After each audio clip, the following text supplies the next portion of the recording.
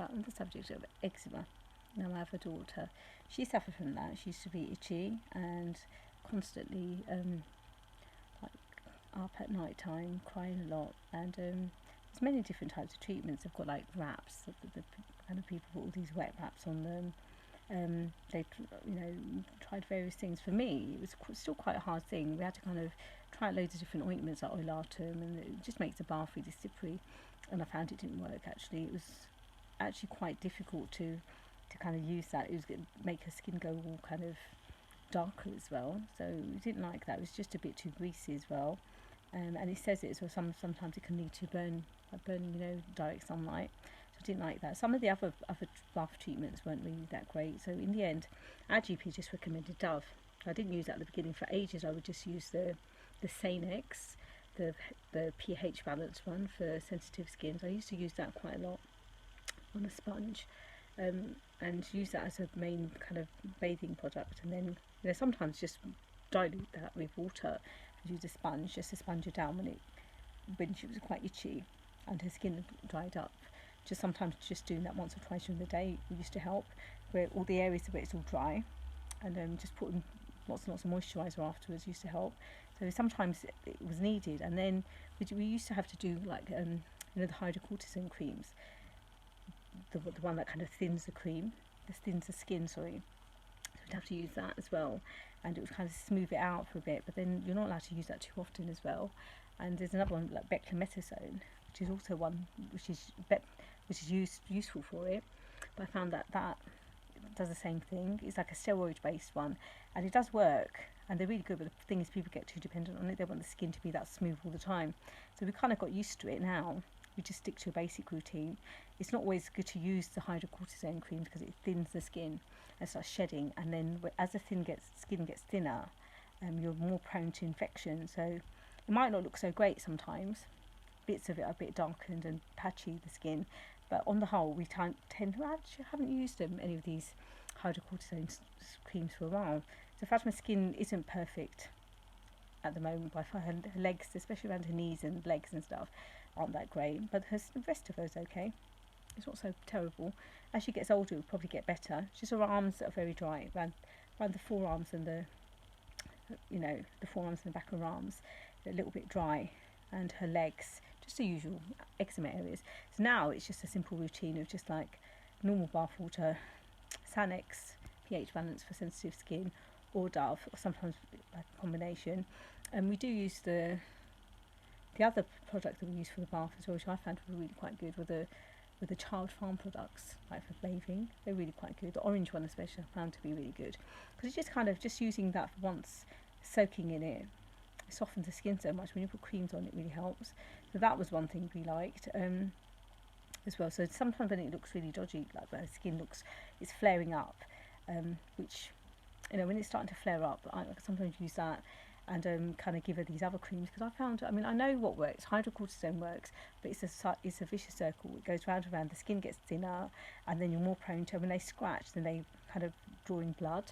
And it's just kind of, people literally say it's like they're kind of literally putting so much of that cream on, it gets thinner and thinner, the skin, and you're more prone to infection. So the way it is at the moment, she's a bit kind of more protected. She's not likely to get infections because of the fact that her skin is just normal, like mine. If I scratch it, it's not going to do anything. But if my skin was quite thin and I scratched it, then I'm more likely to kind of draw blood, and it could become infected. So the way it is at the moment, it's not about how it always looks. Eventually it will look smoother, and it kind of, I think kind of using a nice exfoliating scrub might be useful actually for her as well, like a nice oatmeal scrub to smooth it out a little bit, which is something I might try in future, to see if I can get the skin just nice and smooth. At the moment it's okay, there's nothing wrong with it, and luckily she hasn't used any hydrocortisone cream for ages. Actually, it's been well over a year since she used it, because I've tried loads of different things. Her main body cream is something that she's been using for ages, and the ones I like Cetraben, and now it's just, is it Epimax? That's it. So that's the one that we use at the moment. But I like Cetraben, so it's nice and kind of creamy. And when those two creams, when I don't use those, the ones to buy over the counter, I used to like cocoa butter, which isn't too bad, because it's nice and creamy. but again, should be kind of, maybe it was something in it that made her itchy.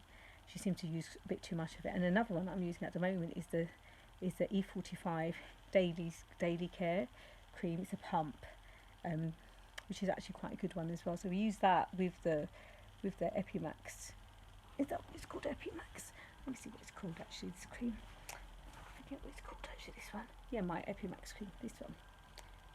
A cream, so that one's really good. I find it really, really useful. That one, she doesn't need tons of it, but she goes through quite a lot of creams actually. That one's good for before school and after baths and stuff. And even the other one, the daily cream, the E45 daily one, that's really good as well. I found that they're both just as good as each other. It's not cheap, the daily cream, because it's kind of £7, £8, or £5.99, £6, and usually she goes through one a week, so it's not cheap. But we tend to get that on the NHS, have the one, the Epimax, and it lasts about a month. I mean, yeah, she goes through one for school and one at home, those creams. But she needs at least 2 of those. She needs about 4 or 5 creams a month, really, maybe more sometimes. So it's not kind of, eczema's like kind of, you have to try loads of different products in order to try to get a right balance. And what's right for one season might not necessarily work for later on. What we found is we used to have hot air heating, and that might have dried out her skin more. So now we've just got no proper radiator. What we've got is storage heating. So she just has to avoid the hot air heating, because she's a child with sensitive skin. As she used to come out of the bath and the heating's on, I think it used to just kind of blow on her legs a bit too much. We don't use that anymore. Now we've just got these plug-in radiators, which are quite good, and the air heating, so just kind of switch it off when she's nearby. So the flat's warm, and it's a bit cooler. I'm getting used to a slightly cooler temperature now as well. I think if you get used to it too hot, you get used to it. It's like a sauna, but now we're kind of used to it a tiny bit cooler throughout the day, and we just only put the heating on when it's really cold. Everyone is getting used to it like this, and it's probably better actually, getting used to a normal temperature. But anyway, they're the 2 things that I've spoken about today. First thing is that asthma. My son's main asthma treatment is this one. This one is a preventer. That, see this, the clenimodulite, which is really quite useful, and that's the first thing that worked for him. It's also useful, when children have suffered from smoke inhalation, because that might have been what the real trigger was, because we'd had a small kind of smoky kind of oven, and that might have affected his lungs, because only little. My sister was at home and she ended up a little bit ill. She just popped round, and I was just making a pizza, and it must have the oven caught fire. It might have affected all of us a little bit, but I'm okay. I was a little bit ill for a while, but my everyone's okay. It was not enough to kind of affect us, for long, but it still affected us a little bit. But it affected him to the point that he might have oxidised his blood a little bit actually, as a young man. But he's okay now. As they get older, the blood, grows, doesn't it? I mean, as he's getting bigger, he's producing more blood, so he's fine. Anyway, that's it for now.